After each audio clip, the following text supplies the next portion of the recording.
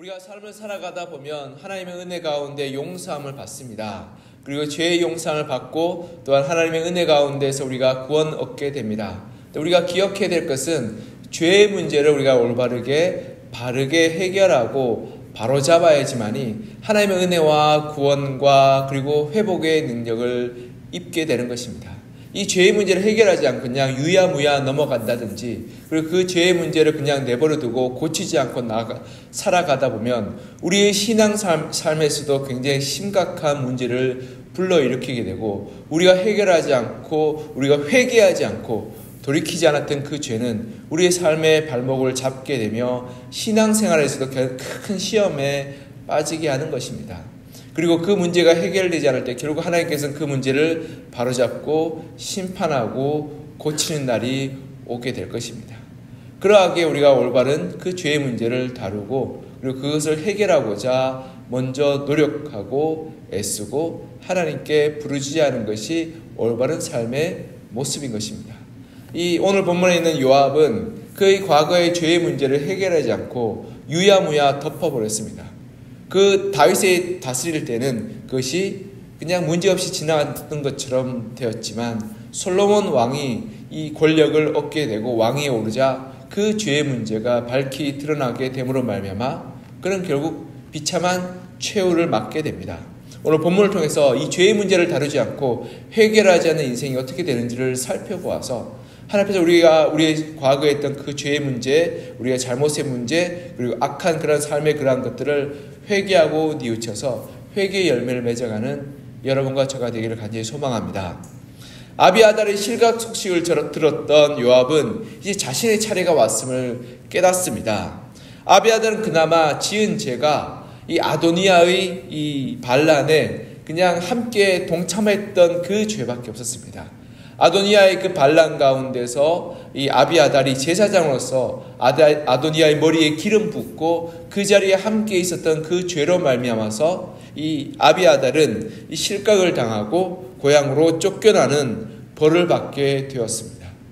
그 벌도 결코 가볍지 않는 벌이었죠. 그가 평생 앞으로도 그가 살아있는 동안에 제사장직을 감당할 수 있는 그 자리에서 쫓겨나서 결국 고향으로 돌아가게 되었고 그와 그 자손들은 이제 제사장의 직무를 감당하지 못하는 그런 안타깝고 불쌍한 그러한 삶을 살게 되었던 것입니다. 하지만 이 요압에 있어서 다윗 왕이 다스린 동안에는 온갖 폐악질을 저질렀습니다. 우리가 이 성경에 기록되어 있는 폐악질만 해도 이 아브넬, 이 사울의 군대 장관이었죠. 그리고 이스보셋의 군대 장관이었던 아브넬을 자기가 개인적인 사사로운 원화로 죽였고 또한 아마샤는 자기의 이 지위, 군대 장관의 지위를 위협하였기 때문에 개인적으로 죽여버렸던 것을 보게 됩니다. 이렇게 큰 사건만 해도 두 가지인데 그 외에도 자잘한 이 폐악질과 그리고 또한 악한 일들이 있었던 거죠. 예를 들어서 압살롬과의 전쟁에서도 다윗은 압살롬에게 부디 긍휼을 베풀라고 부탁했음에도 불구하고 요압은 압살롬을 보는 눈앞에서 찔러 죽였던 그런 악과 거역함을 보였던 것입니다. 이러한 이 폐악질은 이 자기의 그러한 잘못을 기억나게 했고 그로 말미암아서 이 요압은 솔로몬이 왕권을 잡고 아비아달을 징계하고 징벌할 때 자기가 이제 자기 차례가 되었다고 생각해서 성막으로 도망하여서 피신하게 되는 그런 일들이 일어나게 됩니다. 우리 28절 같이 한번 읽어볼까요? 28절 시작. 그 소문이 요압에게 들림에 그가 여호와의 장막으로 도망하여 제단불을 잡으니 이는 그가 다윗을 떠나 압살롬을 따르지 아니하였으나 아도니아를 따랐음이더라. 아멘. 그때 당시에 성막은 도피성의 역할을 하고 있었습니다. 제가 이전에도 말씀드렸다시피 이 이스라엘의 땅에 원래 6개의 도피성, 요단 동편에 3개, 요단 서편에 3개 이렇게 6개의 도피성이 마땅히 있어야 되는데 그 말씀이 사실은 이 모세오경에만 등장하고 그 이후엔 등장하지 않습니다. 이로 보건대 아마도 이 정복전쟁, 여호수아의 정복전쟁이 완벽하게 이루어지지 않아서 마땅히 레위인과 제사장들에게 나눠질 성읍과 땅들이 제대로 분배되지 않았고 그래서 도피성의 역할이 제대로 기능하지 못했던 것으로 추측됩니다. 그런데 이 도피성의 역할을 이 성막이 하고 있었는데요. 그래서 성막으로 도망쳐서 아도니아처럼 이 요압은 제단의 뿔을 잡고 살려달라고 구합니다. 이 살려달라고 구하면 내가 여기서 죽겠다라는 말은, 내가 여기서 죽겠다는 말은 무슨 말입니까? 내가 여기서 대제사장이 죽을 때까지 여기서 떠나지 않으며 이 대제사장의 보호를 받겠다라는 이 말을 의미하고 있었던 겁니다. 즉 내가 하나님의 그러한 보호하심 가운데 있어서 하나님의 그러한 원통함과 하나님께서 나의 그러한 이 억울함을 들어주실 거라는 이 말을 하고 있는 것입니다. 그런데 솔로몬은 아도니아의 예와 달리 요압을 죽이라고 명합니다. 우리 29절 같이 한번 읽어볼까요? 29절 시작. 어떤 사람이 솔로몬 왕에게 아뢰되 요압이 여호와의 장막으로 도망하여 제단 곁에 있나이다. 솔로몬이 여호야다의 아들 브나야를 보내며 이르되 너는 가서 그를 치라. 아멘. 여기 29절에 보면 솔로몬이 여호와의 제단 곁에 요압이 있음을 보고도 자기의 그런 친위대장이었던 브나야를 보내어서 너는 가서 요압을 죽여라 라고 말합니다. 아도니아와 요압이 어떻게 다르길래 아도니아 용서를 해줬는데 요압은 성막에 피신했음에도 불구하고 죽임을 당했나 라고 질문할 수 있습니다. 그것은 솔로몬이 이 도피성의 규례를 올바르고 정확하게 알고 있었다는 뜻을 의미하고 있습니다. 이 도피성의 규례가 어떤 거냐면 부지불식간에 살인한 자를 살려주는 죄입니다. 예를 들어서 둘이 다툼이 벌어졌습니다. 근데 다툼이 벌어지다 주먹질을 하다 보니까 한 명이 맞았는데 이 급수에 맞은 거죠. 그래서 하고는 죽어버린 겁니다. 그러니까 죽일 의도는 없었는데 다투고 이렇게 주먹질하다 보니 갑자기 맞아서 이 사람이 죽어버린 거죠. 그렇게 되면 어떻게 됩니까? 내가 그걸 과실치사라고 하죠, 요즘에도. 그래서 과실치사 사람을 죽였는데 원래 있으면 그 피는 피로라는 이 율법대로 그도 죽어야 마땅한 거죠. 근데 내가 억울하게 그리고 과실치사로 사람을 해하였기 때문에 도피성에 피해서 목숨을 구걸할 때 하나님은 그를 보호해주고 지켜준다라는 그런 율법이 있는 것입니다. 그래서 그것이 도피성인 거죠. 예를 들어서 어떤 사람과 다투다 사람을 밀었습니다. 근데 밀으다가 그 사람이 바로 뒤로 넘어졌는데 하필이면 뇌진탕에 걸려서 죽어버린 거죠. 어쩌다 그런 일들이 일어나죠, 그렇죠? 그런데 그 당시에도 그런 일이 일어났는데 그렇게 되면 그 죽임을 당한 가족들이 원한과 분노로 이 실수로 밀쳤던 사람을 죽이고자 하였기에 이 까닭 없는 피를 흘리지 않기 위해서 도피성을 마련하고 그 살인자가 그쪽으로 피신할 수 있도록 마련했던 법이 바로 도피성의 규례였던 것입니다. 그런데 도피성의 규례 가운데서 우리가 알아야 할 것은 이 고의적으로 사람을 죽인 사람, 즉 내가 의도해서 사람을 죽인 사람은 결단코 용서하지 않겠다라고 하나님은 말씀하고 있는 것입니다. 그래서 민수기 35장 21절에 보면 이렇게 말씀합니다. 아기를 가지고 손으로 쳐 죽이면 그 친자는 반드시 죽일 것이니 이는 살인하였음이라. 피를 보복하는 자는 살인자를 만나면 죽일 것이니라. 아멘. 여기 민수기 35장이 도피성의 규례인데요. 한 장 전체를 도피성의 규례로 해서 어떤 사람이 보호를 받고 어떤 사람이 도피성에 피했을 때 하나님의 이 지키심을 받는지에 대해서 설명하는데 하나님은 그 중에서 만약에 고의로 사람을 죽이고 해한 사람은 반드시 도피성에 피신하여 숨었을지라도 그는 거기서 끌어내어 죽일 것이라고 말씀하고 수차례 반복해서 말씀하고 있는 것을 보게 됩니다. 아도니아와 요압의 차이가 여기에 있습니다. 아도니아는 반란을 일으키긴 했습니다.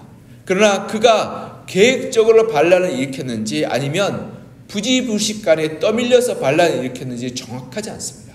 아마도 이 부지불식간에 떠밀려서 반란을 일으키지 않았나 싶습니다. 왜냐하면 솔로몬이 왕위의 자리에 올라가게 되었을 때 아도니아는 심히 당하고 놀라서 이 제단으로 도망하게 되고 그와 함께한 이들이 이 흩어져 도망했던 것을 보게 될 때 그들은 그냥 아도니아가 왕위에 올라갈 때가 되었기 때문에 왕으로 올리면 다윗도 그것을 인정해 줄 것이라고 생각했던 것 같습니다. 근데 그들의 예상과 달리 다윗이 그것을 인정해 주지 않자 그들이 놀라서 흩어졌던 것을 볼 때 아도니아는 이 계획적으로 다윗에게 반란을 일으키고 그리고 대적하는 것이 아니라 자기가 왕의 자리에 오르면 아버지 다윗이 당연히 자기를 왕으로 인정해 줄 것을 생각했던 것을 추측해 볼 수 있습니다. 그리고 아도니아의 반란은 누구 한 명 죽지 않았습니다. 아도니아는 사람을 죽이거나 해하려는 마음 없이 그저 왕의 자리에 오르고자 하는 그 순수한 열망만으로 올랐기에 이 하나님과 그 다윗 왕은 그를 용서해 줬던 거죠. 그와 반대로 이 요압은 고의적으로 사람을 해치고 죽였습니다. 본문 32절에 보면 솔로몬은 이렇게 그의 죄를 지적합니다. 우리 32절 같이 한번 읽어볼까요? 시작. 여호와께서 요압의 피를 그의 머리로 돌려보내실 것은 그가 자기보다 의롭고 선한 두 사람을 쳤음이니 곧 이스라엘 군사령관 넬의 아들 아브넬과 유다 군사령관 예델의 아들 아마샤를 칼로 죽였음이라. 이 일을 내 아버지 다윗은 알지 못하셨나니. 아멘. 여기 보면 이 솔로몬이 그가 왜 죽어야 되는지를 설명하고 있는 것입니다. 왜 이렇게 설명했냐면 치러 갔는데 이 요압이 성막 안에서 나오지 않는 거죠. 성막 안에서 나오지 않고 제단 불을 붙들고 내가 여기 죽겠다라고 말하면 나는 안 나간다. 여기 죽을 때까지 내가 여기 있겠다라고 말하고 있었던 거죠. 그러니까 브나야가 난감해합니다. 왜냐하면 성막은 하나님의 거룩한 곳이고 거기에서 함부로 사람을 죽이거나 해치는 일은 하나님이 미워하시고 싫어하시는 일이었기 때문에 솔로몬에게 다시 돌아와서 요압이 저렇게 버팅기고 있습니다. 어떻게 해야 될까요? 라고 물었던 거죠. 근데 솔로몬은 이 민수기의 이 도피성의 규례를 해석하며 그가 비록 성막 하나님의 피신한 장소에 있다 할지라도 그가 죄가 명백한 살인죄를 지었기에 그는 거기에 끌려 나와서 마땅히 죽어야 한다라고 말하고 있는 것입니다. 즉 솔로몬은 굉장히 지혜롭게 하나님의 법을 따라 하나님의 율법을 올바르게 알고 있었으며 그 율법의 규례의 세세한 것을 알았기 때문에 두려움 없이 그 일을 집행하였고 그가 죽임을 당하였던 것입니다. 그래서 이 브나야가 솔로몬에 다시금 돌아와서 이러이러하겠다라고 이야기하며 솔로몬의 자문을 구하자 솔로몬은 법대로 그가 마땅히 거기에서도 죽어야 한다고 말하며 그를 죽이라고 말했던 것입니다. 여러분 요압은 이렇게 자신의 죄가 지었던 그 죄의 대가를 돌려받게 된 것입니다. 이 성경을 통해서 볼 때 우리가 알아야 할 것은 하나님은 선하고 의로우시고 거룩하신 분이시만 그분은 죄를 반드시 갚으시는 분이심을 알 수 있습니다. 그분은 그가 거룩하게 세웠던 그 성막에서도 죄를 지은 자를 용납하지 않고 반드시 그 죄의 대가, 피 흘림의 대가를 받아내시겠다라고 말씀하시고 선포하셨던 분이심을 볼 수 있습니다. 요압은 자신이 저지른 죄의 대가를 이제 돌려받게 되는 것입니다. 그는 다윗 아래에서 자신의 권력을 마음껏 휘두르며 전횡을 일삼아 왔습니다. 다윗의 마음의 약함과 그리고 매정함의 끊어내짐을 이용하여서 그는 권력을 누리고 사람들을 위해서 함부로 행하였습니다. 그래서 그가 군대 장관일 때는 그의 그러한 악함과 그의 그러한 불의함을 덮어갈 수 있었고 넘어갈 수 있었습니다. 그러나 그는 그 군대 장관의 자리에서 내려오자마자 결국 그 죄에 대한 대가를 지불하게 되었던 것입니다. 여러분, 하나님 앞에서 억울한 자, 원통한 자, 실수하고 잘못한 자를 하나님은 용서하시고 받아주시면 하나님은 이렇게 고의적으로 악을 행하고 불의를 행하는 자의 잘못을 바로잡으시고 덮어두지 않으시며 갚으시는 분이심을 볼 수 있습니다. 하나님은 불의에 단호하신 분이십니다. 그리고 하나님 우리에게 잘못과 이 악함을 바로잡기를 원하시는 분이십니다. 그래서 이사야서 61장 8절에 보면 이렇게 말씀합니다. 물은 나 여호와는 정의를 사랑하며 불의의 강탈을 미워하여 성실히 그들에게 갚아주고 그들과 영원한 언약을 맺을 것이라. 아멘. 우리가 이 요압의 예를 통해서 알 수 있는 것은 우리가 기억해야 될 때 우리의 불의함과 죄악을 묵혀두어서는 안 된다는 사실입니다. 불의와 죄악 가운데 돌이키지 않고 묵혀두며 적당히 타협하고 넘어가게 될 때 결국 그 사실은 우리가 언젠간 지불해야 될 영수증으로 돌아오게 된다는 것입니다. 요압은 다윗 시대의 불의와 악을 행하였고 그는 자신의 힘으로 그것을 덮을 만한 능력이 있다고 여겼습니다. 그래서 그 사실이 유야무야 넘어가게 되었던 거죠. 다윗의 시대, 즉 요압이 권력을 잡고 있는 시대에 때는 그것이 묵인되었습니다. 그러나 정권이 바뀌고 솔로몬의 다스림이 시작되자 이제 그의 과거의 죄가 낱낱이 드러나게 되어서 덮을 수도 없고 피할 수도 없는 지경이 되었던 것입니다. 그래서 그는 이제 하나님의 보호도 받지 못하고 처형을 당하게 되었던 것입니다. 우리가 승승장구하고 잘 나갈 때는 우리의 작은 불의와 거짓과 악함을 아무렇지도 않게 여기게 됩니다. 그리고 내가 힘이 있을 때, 내가 능력이 있을 때 그 불의함으로 이익을 취하고 악함으로 기쁨을 취할 때 아무 일도 일어나지 않는 것처럼 보입니다. 하지만 우리가 알아야 할 사실은 그 모든 그러한 불의와 악한 것들은 주위의 모든 사람, 우리의 가족과 우리의 이웃들이 기억하고 있으며 언젠가는 드러나게 될 것이며 하나님도 언젠가는 분명히 알고 그것을 갚기를 원하신다는 사실입니다. 그러하게 지금 당장 우리의 불의함을 회개하고 돌이키며 마땅히 갚아야 될 것이 있다면 되돌려주고 그리고 용서를 구해야 할 대상이 있다면 용서를 구하며 대가를 지불하는 그러한 회개의 열매를 맺는 여러분과 저가 되기를 소망합니다. 그렇게 될 때 하나님께서는 우리에게 은혜와 긍휼을 회복시켜 주시고 우리 가운데 하나님의 사랑과 은혜를 부어 주실 것입니다. 여러분, 우리가 하나님을 회개하지 않으면 우리 가정의 자녀들은 그 죄로 말미암아 고통받게 될 것입니다. 우리가 죄를 회개하지 않으면 우리의 직장과 일터 가운데 그 죄가 올무가 돼서 우리를 넘어뜨리게 하게 될 것입니다. 우리가 죄를 회개하지 않는다면 우리 이웃들은 우리의 불의함과 악함을 똑똑히 기억하며 손가락질하고 예수 믿는 자들이 더하다라고 비난하게 될 것입니다. 그리고 그러하게 우리가 그럴 때 그러한 삶 가운데 있을 때 하나님은 우리의 예배와 우리의 기도와 우리의 부르심을 듣지 않는다라고 말씀합니다. 우리 주님께서 마태복음 5장 23절에서 25절에서 이렇게 말씀하고 있습니다. 그러므로 예물을 제단에 드리려다가 거기서 내 형제에게 원망 들을 만한 일이 있는 것이 생각나거든 예물을 제단 앞에 두고 먼저 가서 형제와 화목하고 그에 와서 예물을 드리라. 너를 고발하는 자와 함께 길에 있을 때 급히 사하하라. 그 고발하는 자가 너를 재판관에게 내어주고 재판관이 옥리에게 내어주어 옥에 가둘까 염려하라.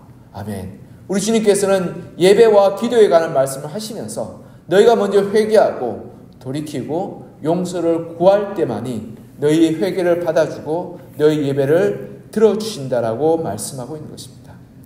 하나님의 사랑과 은혜는 우리의 불의와 우리의 악함을 유야무야 넘어가는 것이 아닙니다. 하나님은 결코 불의와 타협하지 않습니다. 하나님의 사랑과 은혜는 우리가 회개할 때 우리에게 임하시는 은혜인 것입니다.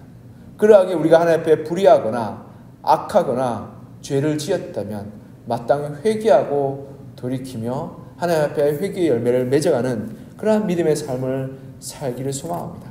그럴 때 하나님께서는 우리를 고치시고 우리를 치유하여 주시며 우리를 낫게 하여 주시는 분이십니다. 그리고 그 하나님의 은혜 가운데 우리가 구할 때 우린 비로소 하나님의 그러한 사랑하심과 용서하심과 긍휼히 여기심을 맛보게 될 것입니다. 사랑하는 성도 여러분, 죄가 우리 가운데 거하지 못하도록 불의가 우리 가운데 자리 잡지 못하도록 우리는 회개의 열매를 맺어가야 할 것입니다. 지금은 우리가 어떻게 유야무야 넘어갈지 모르지만 그 죄가 언젠가는 뿌리를 내리고 우리 삶 가운데 열매 맺기 시작할 때 돌이킬 수 없는 삶의 결과를 얻게 되는 것입니다.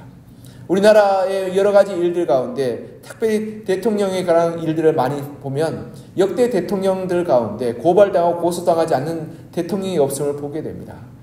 그들이 대통령 자리에 있을 때는 권력의 힘 그리고 이 자기가 가지고 있는 이 지위의 힘으로 말미암아서 유야무야 지나갈 수 있지만 그러나 그의 권력의 자리에서 내려오고 나면 결국 그가 저지른 잘못으로 말미암아서 고발당하고 고초를 당하고 또한 손가락질 당하는 것을 보게 됩니다.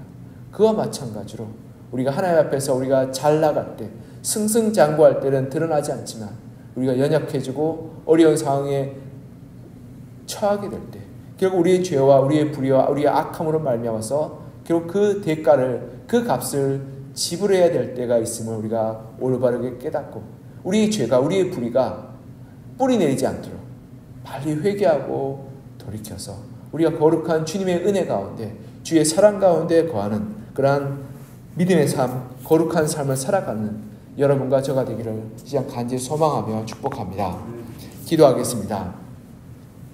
사랑하는 하나님 아버지, 오늘 열왕기상 말씀을 통해서 요압은 하나님의 전에 피신하여서 하나님의 긍휼과 은혜와 도움을 구하였지만, 하나님은 고의적으로 죄를 지은 사람, 그리고 회개하지 않고 돌이키지 않고 그리고 뉘우치지 않는 그러한 죄를 하나님께서 결코 용서하지 않으며 반드시 갚으시며 대가를 물으시는 것을 보게 되었습니다.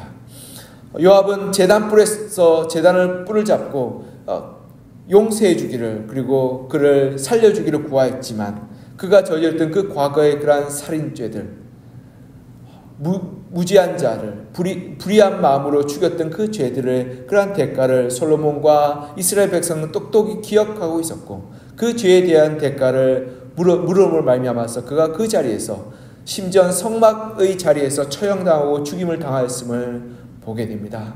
하나님의 공의와 하나님의 의로우심은 하나님 그 자리가 성전이라 할지라도, 하나님의 임재의 자리라 할지라도 용서하지 않고 내버려 두지 않는 것을 보게 됩니다.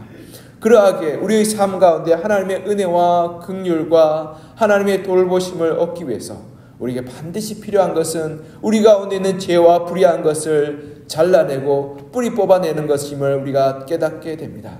하나님, 우리가 하나님 앞에 범죄한 것이 있다면 주여 용서하여 주시고, 우리가 용서를 구해야 될 이들이 있다면 용서를 구하게 하여 주시며, 주의 사랑 가운데 우리가 거하기 위해서 돌이키고 회개하고 뉘우칠 죄가 있다면 돌이키고 뉘우치고 회개해서 하나님, 우리가 다시금 하나님의 은혜 가운데 하나님의 사랑 가운데 거하는 그러한 믿음으로 나아가게 도와주시고, 하나님의 용서와 사랑 가운데 우리가 거할 수 있도록 도와주시옵소서. 그래서 우리의 가정 가운데 우리가 먼저 회개의 열매를 맺음을 말미암아서 우리의 가족 식구들에게 선한 그러한 하나님의 용서와 긍휼하심과 사랑하심을 다시금 회복하게 하여 주시고, 우리 일터 가운데서 우리가 회개와 뉘우침과 용서를 구함을 말미암아서 우리 일터 가운데 하나님의 의로움과 선하심과 진실됨을 우리가 쌓아 나감을 말미암아서 우리가 정말 일터에서도 부끄럽지 않고 두려워하지 않고 담대히 믿음으로 살아가는 믿음의 삶 살게 하여 주시옵소서. 그리고 우리가 만나는 이웃들과 교우들의 관계 가운데서도